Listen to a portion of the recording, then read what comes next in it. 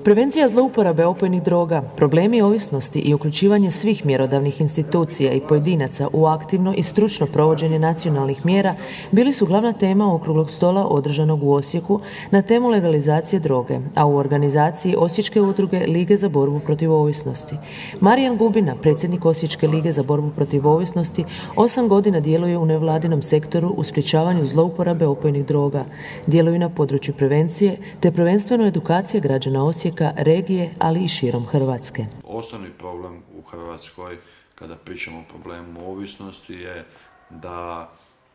ljudi nisu svjesni što je problem ovisnosti. Nisu svjesni koliko je to velik i ozbiljan problem i mi moramo svakodnevno na to apelirati i poticati i medije, i lokalnu upravu, i državna tijela, znači da se ne okreće glava od problema, da se javno iznesu činjenice. Rješavanje problema ovisnosti, kaže Gubina, nije moguće rješavati dokle god društvo nije prepoznalo i ne zna što sam problem jeste, a definiranje istoga znači i kvalitetan pomak u rješenju problema ovisnosti, ali i prevencije.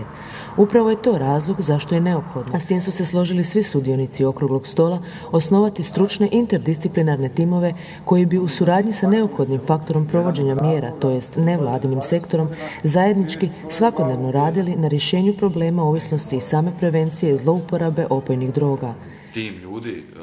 koji radi na tome čini 30 ljudi, svi su pravnici, mi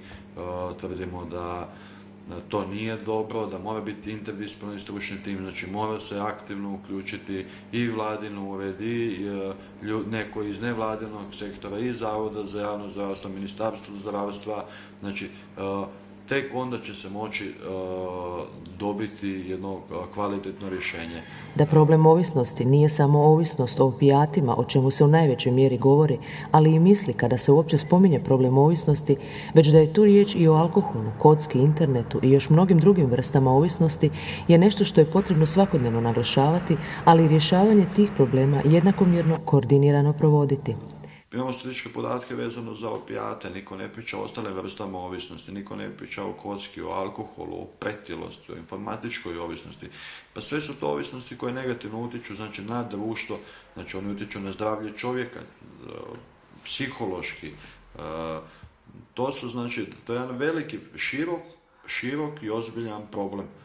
Zadovoljan odazivom predstavnika grada, županije, Ministarstva zdravstva i Zavoda za javno zdravstvo, te prvenstveno brojnošću medija koji su popratili okrugli stol, Gubina ističe kako su ovim radnim sastankom napravili važan iskorak u senzibilizaciji medija, ali i društva u cjelini, te najavljuje na istu temu vrlo skoro sljedeći okrugli stol u Zagrebu na nacionalnom nivou.